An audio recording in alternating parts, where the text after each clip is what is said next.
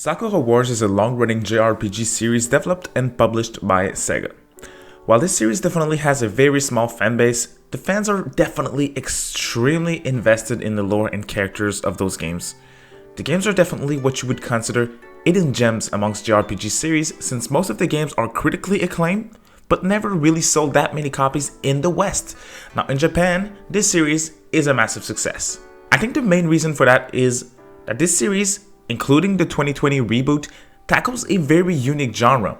It's a combination of visual novel with tactical, role-playing, and dating sim elements all in one package. Now today, I'm here to talk about the 2020 reboot that we got. This game is an RPG with a bunch of visual novel sequences, a ton of dating simulation, and a fast-paced action combat system.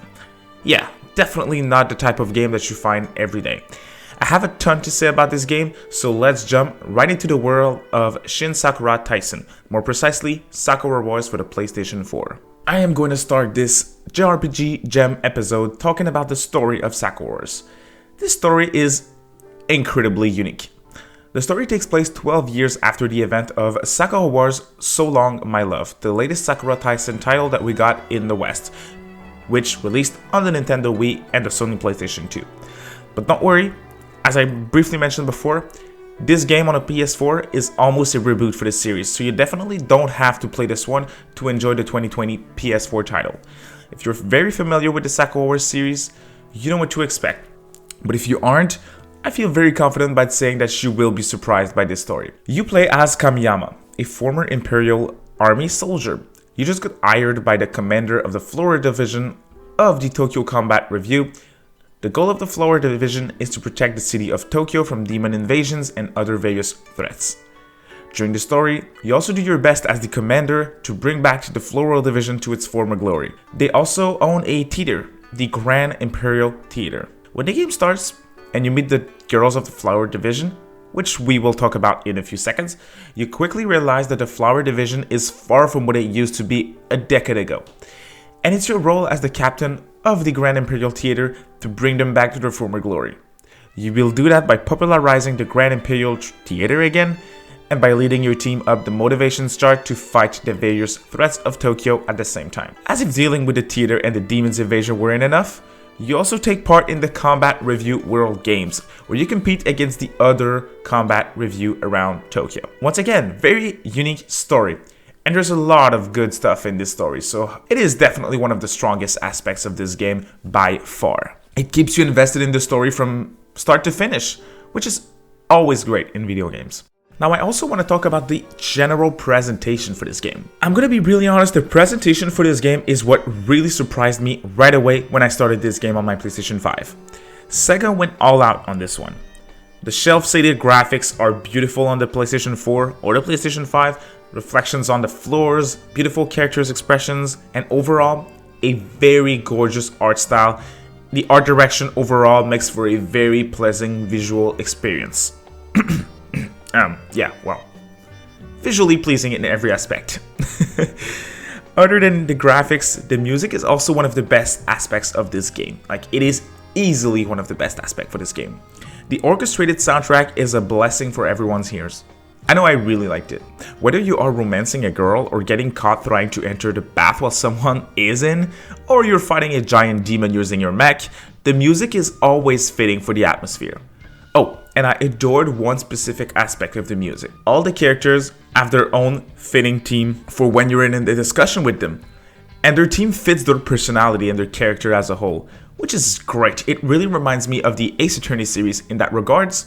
And you know that when a game reminds me of Ace Attorney, it is a very, very big plus, very positive. Now the performance in general in Sakura Wars is also stunning.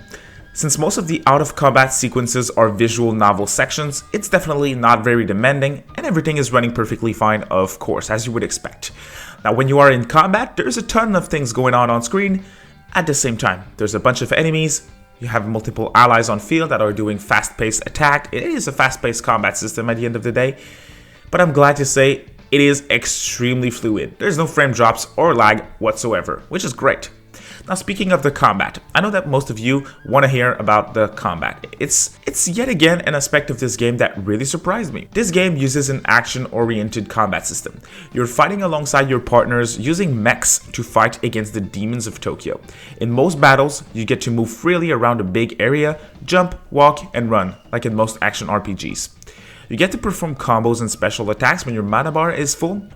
I must say this combat system is very fun, but it is extremely simple. Some would even call it a button masher at certain points, and unfortunately, they wouldn't be wrong by saying that. On the other hand, the combat is not the main focus of this game, so even if you don't really care for it, or if you dislike this combat system, I would say it's not a deal breaker in my opinion. I would compare the combat system to the RTS combat system from 13 Sentinels Aegis Rim, which we recently reviewed on the channel. It takes like 10% of the game's time, so even if you don't really like it, it's not a big deal. Overall, if they do a sequel to this game, I think they really can improve on this combat system though. They have a fantastic structure. This combat system, even if it's simple, it is really fun. So if they had a level up and a progression system in this combat system, they had more moves, more combos and stuff, man, it would be amazing. They have a lot where they can expand on.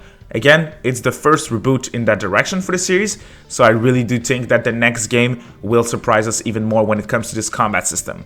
Oh, and I would probably add a difficulty option as well, since this combat system is, yeah, it's simple, it's also very easy most of the time. Now, as I briefly mentioned in my intro, the gameplay in Sakura Wars consists of visual novel sequences where you talk to all the characters. There's a ton of romance options, and unlike games like Persona or the Trails of Cold Steel games, those options, they feel way more in-depth. I guess this is where the dating sim elements comes into play, instead of just being like social elements. When you talk with one of the girls, you have dialogue options which impact your relationship with the girls. Sometimes you also get to choose the intensity of what you're about to say, which once again makes for some very interesting and also funny moments, which I really liked. Now, for this game, I absolutely need to talk about the characters. There's a lot of them, and trust me, they're all very in-depth and memorable. I like the whole cast a ton. I will give you a very quick description of the girls of the Flower Division that you will spend the most time with. The first girl, main girl, in brackets, is Sakura Amiyama. Sakura is a shy girl with big ambitions to protect Tokyo. She strongly believes in bringing back the theater and the Flower Division to its former glory. She's a big fan of one of the girls from the last Flower Division.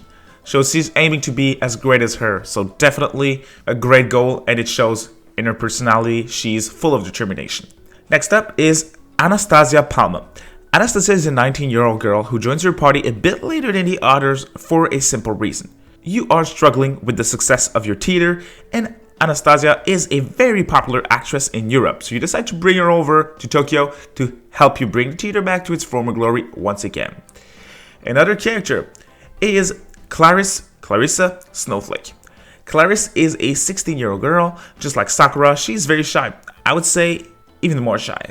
She is a massive book and literature fan, and she's a very interesting character since she has her secrets. And trust me, those are really unexpected. Next up is Atsuno Shinonome. Atsuno is a very strong girl from the Shinonome Shrine of Tokyo. She's a very strong asset to the Flower Division, and she is personally, for her personality, my favorite character in this game. Next up is Azami Mochizuki.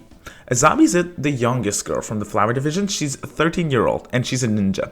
She was raised in the Mochizuki family of ninjas, and just like Claris, her backstory is most interesting. To sum it all up, with the characters, the more time you spend with those characters, the more invested you become in their goals and ambitions. The only thing that kind of took me out of my experience when playing Sakura Wars is the fact that not all the scenes are voice acted. The game is voice acting in certain parts and certain scenes of the games, and it voice acted in Japanese only. I know that this, for some, is a big deal breaker. I just think that instead of leaving 15% of the game not voice acted, they should have pushed it just a bit more, because almost everything's voice acted, but the scenes that aren't feel kind of weird with the main characters. So I wish they would push the voice acting a bit further. I'm not asking for an English dub or anything, but just fully voiced would have been great.